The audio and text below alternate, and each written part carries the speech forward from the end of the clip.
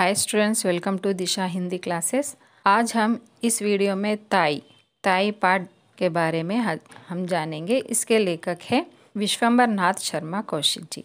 विश्वंभर नाथ कौशिक जी ऐसे हैं कि प्रेमचंद युग के प्रसिद्ध कहानीकारों में से एक कहानीकार हैं, जिनके ऊपर प्रेमचंद की कहानी कला का प्रभाव पड़ा था।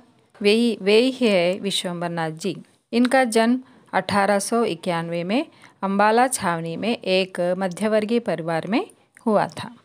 इनका स्वर्गवास यानी मृत्यु 1945 में हुआ है। ताई माने आंटी।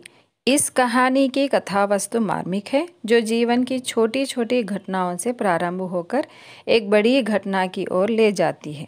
यही ताई के मन में छुपे ममत्व यानी अटैचमेंट भाव को प्रदर्शित करती है।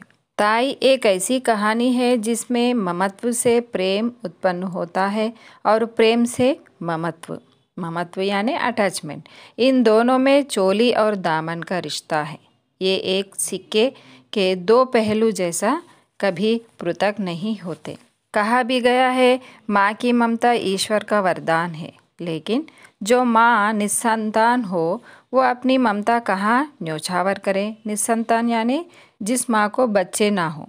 कौशिक जी की ये कहानी ताई यही दर्शाती है कि जहाँ पर निस्संतान होने के कारण माँ की ममता घृणा और क्रोध का रूप ले जाती है। घृणा यानी नफरत। ताई कहानी एक संयुक्त परिवार की है, जिसमें दो भाई है और दोनों में काफ़ी एकता है। बड़े भाई बाबू रामजी दास, जिनकी उम्र लगभग 35 वर्ष था, तथा छोटे भाई कृष्णदास, जिनकी उम्र 21 वर्ष के लगभग है। रामजी दास निसंतान हैं। वही कृष्णदास के दो संतान हैं, एक पुत्र और एक दूसरी पुत्री।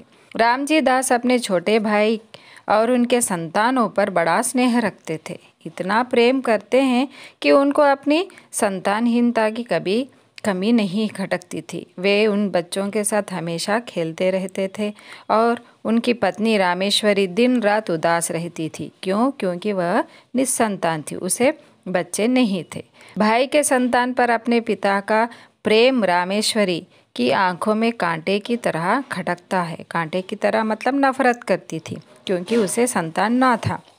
एक दिन 5 वर्षीय बालक बाबू रामजी दास की ओर दौड़ते हुए आया और बोलने लगा, ताऊ जी, हमें रेलगाड़ी ला दोगे?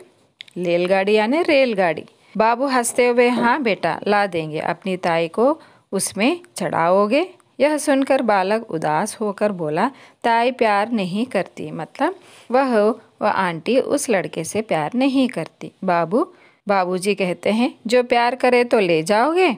यह कहते हुए रामजी दास बालक को ताई के गोदी में रखते हैं, जिस पर ताई गुस्सा हो जाती है तथा मनोहर को गुस्से से धक्का दे देती है, जिससे मनोहर का दिल दुखता है। रामजी दास जब अपनी पत्नी को एहसास दिलाते हैं कि तुमने यह गलत किया है, क्योंकि छोटे बच्चों के साथ इस तरह का व्यवहार करनी नहीं चाहिए, तब रामजी दास को ही कसूरवार ठहराती है, क्योंकि वह उन बच्चों से नफरत करती थी।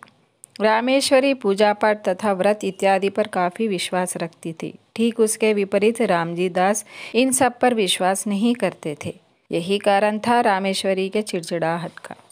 रामेश्वरी को माता बनने का सौभाग्य प्राप्त नहीं हुआ था, तथापि उनके हृदय में ममत्व की भावना रग रग में भरी थी। एक दिन संध्या काल में रामेश्वरी छत पर बैठी हवा खा रही थी और स्नेह भरी आंखों से बच्चों को देख रही थी। वो बच्चों का खेलना कूदना, हवा में उड़ते हुए बाल कमल की तरह खिले हुए उनके मुख इत्यादि क्रीड़ाएं उनके हृदय को शीतल कर रही थी।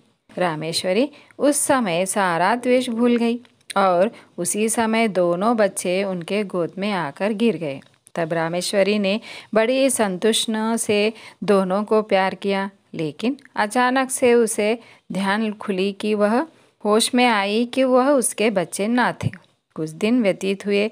एक दिन रामेश्वरी छत पर बैठे संध्या काल का आनंद ले रही थी, परंतु हृदय में उदासी छाई हुई थी, क्योंकि उसे संतान नहीं थे। आकाश में रंग बिरंगी पतंग उड़ रही थी। उसी समय मनोहर दौड़ता हुआ आया और ताई से प्रार्थना करने लगा कि ताई हमें पतंग मंगा दो, क्योंकि वह भी पतंग उड़ाना चाहता था। कई बार वो विनती किया, लेकिन ताई एक भी ना सुनी। उसी समय आकाश से एक पतंग कटकर छत की ओर आई, जिसे देखकर मनोहर पुलकित हो गया, संतुष्ट हो गया और वह तेजी से दौड़ने लगा उस पतंग को पकड़ने के लिए। और वह पतंग में आंगन में जा गिरा। वह पतंग मनोहर छज्जे पर अपना पैर रखकर जैसे ही आंगन की तरफ झांकने लगा, छज्जा माने छत पर से फिसल गया। वह अपने हाथों से मुंडेर को पकड़ लिया और ताई को देखकर चिल्लाने लगा, ताई ताई मुझे बचाओ। वह बहुत ही भय और करुण नेत्रों से रामेश्वरी की ओर देख रहा था और चिल्लाए जा रहा था। तब ताई ने मनोहर की आंखें रामेश्वरी की आंखों से मिली। उसी समय रामेश्वरी का कलेजा मुंह की ओर आ गया और घबराते हुए रामेश्वरी व्याकुल होते हुए और उस बच्चे को हाथ पकड़ने के लिए, मतलब उसे बचाने के लिए दौड़ी।